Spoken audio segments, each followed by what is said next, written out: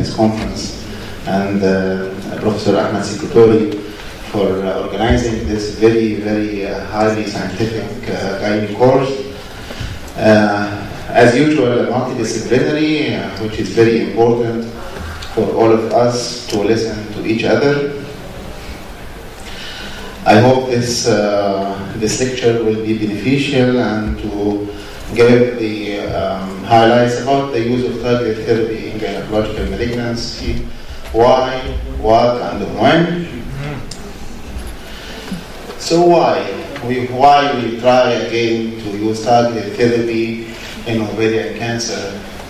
Is it because the oncologists want to introduce targeted therapy for all type of malignancies, or we have unmet need to use another weapon for this type of cancer?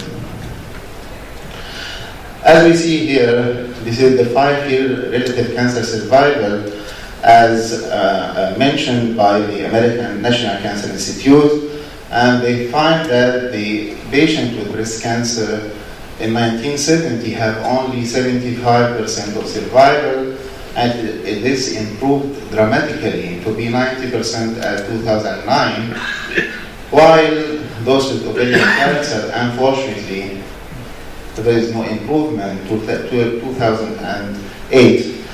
And so we want another weapon to fight against this cancer. And also, we have a potential of relapse in ovarian cancer reaching up to 90% in later stages. The survival is good usually in all types of ovarian and gynae cancer. Early stage, very good prognosis, very good survival, while in the late stage, we have poor survival.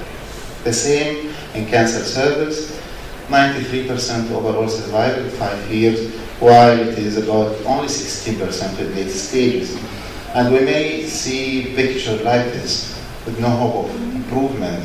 So we must use all our effort in multimodality for surgery, chemo, and targeted therapy. And so what are the types of targeted therapy we can use? What is the potential targets in the cell?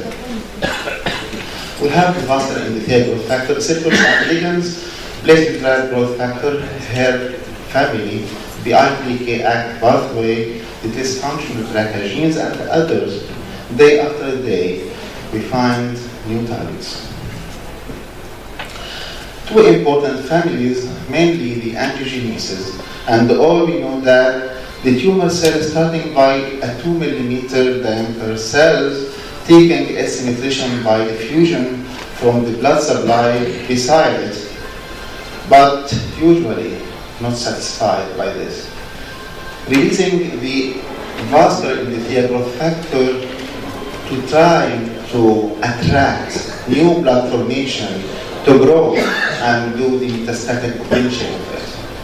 The anti-angiogenic agent crossing this vascular endothelial growth factor and blocking this malignant potential, and the other family, the epidermal growth factor receptor, which is usually like a receptor on the membrane with extracellular and intracellular domain, leading to the potentiality of malignancy, including apoptosis resistance, proliferation, angiogenesis, and metastasis by signal transduction, either by PI3K and mTOR pathways or the other pathways like RAS-RAF, MEK pathway. So when we will use the targeted therapy in gynecological malignancy, the gynecological malignancy, we divide them to ovarian cancer, cancer cervix, and endometrial cancer. And the most important that we have is ovarian cancer. So we will talk mainly about the ovarian cancer, and we classify the recurrence in the ovarian cancer according to the platinum sensitivity. So when the relapse occurred during the primary treatment, it's called refractory relapse. If it is within 6 months after the primary treatment, it's called resistant recurrence. And if it is after 6 months, it is called sensitive recurrence. As you, I don't like usually to see the trials, so I classified, to simplify the subject, the targeted therapy trials in ovarian cancer, and those trials in newly diagnosed ovarian cancer. So now we can try the targeted therapy when we see ovarian cancer newly diagnosed, the GOG 218 and the ICON 7 in low-risk population and in high-risk population, and those with recurrent ovarian cancer and platinum-sensitive and the platinum-resistant. And platinum-sensitive like the OCEAN study, and the platinum-resistant like Borrelia. All those are anti-angiogenic agent or BEPA used in these, and also we have other agents like the pazopanib and the PARP inhibitors. First, we start with those with newly diagnosed ovarian cancer. What about the targeted therapy in those patients? The use of BEPA as a phase 3 trial, the GOG 218, using BEPA in the patient with primary treatment of advanced epithelial cancer, primary peritoneal fallopian tube cancer. They classify the patient and randomize them one by one, either to receive only chemotherapy with placebo or to receive chemotherapy with concomitant BEPA in dose of 15 milligram per kg and then placebo, or to use the chemotherapy carboplatin and paclitaxel and concomitant and the maintenance BEPA. Assessment revealed that the progression-free survival is not improved statistically by the use of concomitant BEPA, but it is improved by the addition of the BEPA concomitantly and then as a maintenance. And this improvement is occurred in all patient subgroups, including the stage, performance status, and age. While the overall survival till now is not improved, but okay, we have improvement in progression-free survival, so we are on the way. The second trial in the newly diagnosed is the platinum-sensitive in newly diagnosed patients. The bevacizumab also in addition to chemotherapy. So the paclitaxel carboplatin with paclitaxel against the paclitaxel carboplatin with concomitant and the maintenance BEPA, but with half dose, 7.5 milligram per kg. They stratified the patients according to the stage and extent of debulking and also according to the time of intended treatment start. Progression-free survival improved in all subgroups, as we see. And also in stage 3 and 4, while the overall survival again is not improved. But going in depth and reclassifying the patient according to the risk group, they redefine the risk groups, and to patients with stage 3 who have no surgery or suboptimal debulking or stage 4 disease. And when they stratify the patients like this, there is statistically significant improvement with the addition of BEPA to the patient with bevacizumab, improvement in progression-free, and for the first time, overall survival. So the final overall survival by risk group, they denoted that the patient with high risk group have improvement in overall survival with the addition of bevacizumab to the chemotherapy paclitaxel and carboplatin concomitantly and with maintenance till 18 cycles. So in the high risk group, who had the definition of the high risk subgroup, who have suboptimally debulked stage 3, stage 4, and inoperable patients. Going rapidly to the platinum sensitive recurrence, the well-known ocean study, addition of BIVA to carboplatin and gemcitabine. Again, the progression-free survival improved in all the patients subgroup with no, and improvement of objective response with no improvement in the overall survival, as the p-value does not cross the pre-specified boundary of 0.001. The platinum resistance, the baddest ovarian recurrence. Is it possible to have improvement in this bad sector in ovarian recurrence? And this is what is answered by the Aurelia study, who classified or randomized the patient to receive only chemotherapy or to receive chemotherapy with BIVA in dose of 15 milligram per kg. Treatment till progression or disease progression or toxicity, and they cross over later to the investigator choice either of BIVA or chemotherapy, and the chemotherapy used in this trial is either paclitaxel, topotecan, or pegylated liposomal doxorubicin.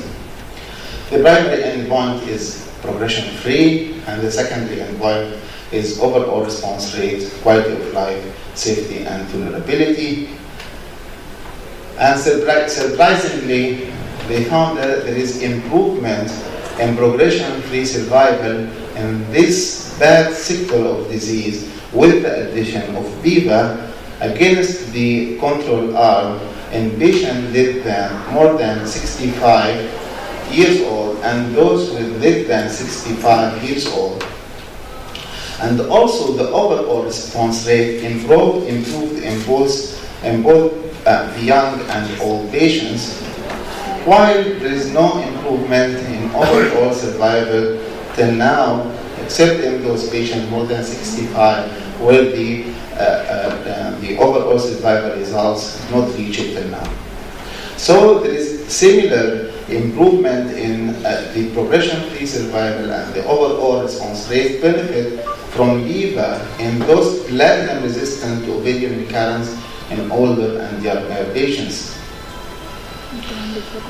Okay, we jump into another molecule, which is pazopanib, the AGO over 16 trial studying to give after the patient with platinum sensitive when we give all the disease, so we try to maintain by oral treatment, either to give pazopanib for 22 years or to give placebo, and then there was observation till disease progression, and we assess the survival. Again, we have improvement in the progression-free survival in all patient subgroups, and again, there is no improvement till now in the overall survival. Jumping to another molecule, and the BRCA, which is very important, and we will discuss and give a recommendation today at 5:30 about the BRCA and its implication in management of breast cancer in young women. We use the olaparib inhibitor as maintenance therapy in platinum-sensitive relapsed ovarian cancer, and they found that the progression-free survival is improved by the addition of this type of PARP inhibitor against the placebo, while this updated overall survival is not till now improved. Going to cancer cervix, as maybe 2 years before, we don't know about cancer cervix except the radiotherapy, and we start chemotherapy very early, and then so it is good to use chemotherapy with radiotherapy, and this is the most of the discussions. But now, surprisingly, we found the target therapy doing a great job. The GOG 240, a phase 3 randomized trial of the gynecological oncology group, they classified the patients into 4 arms, either to give patients with advanced cancer cervix, stage 4, giving patients either to give paclitaxel cisplatin, paclitaxel cisplatin with BIVA, paclitaxel topotecan, and the paclitaxel topotecan with BIVA. And they find that in this trial, that progression-free survival for chemo is, and versus chemo versus BEVA, the patient with BEVA arm have improvement in progression-free survival that's statistically significant against those with chemotherapy alone. And again, surprisingly, that we found again in gynecological cancer an improvement in overall survival for addition of BEVA to chemotherapy versus chemotherapy alone. And this improvement in overall survival occurred in all patient subgroups except those with adenocarcinoma histology, and this is lead to rapid guidelines acceptance with NCCN guidelines in May 2013 by addition of chemotherapy plus BEVA as category 1 evidence in these guidelines in patients with stage 4 cancer cervix. And the endometrium cancer, this is the endometrium and several molecular targets used or tried to be used in endometrial cancer, including those against the HER2 pathway, EGFR, dual blockade of the EGFR1 and 2, and other with limited results till now.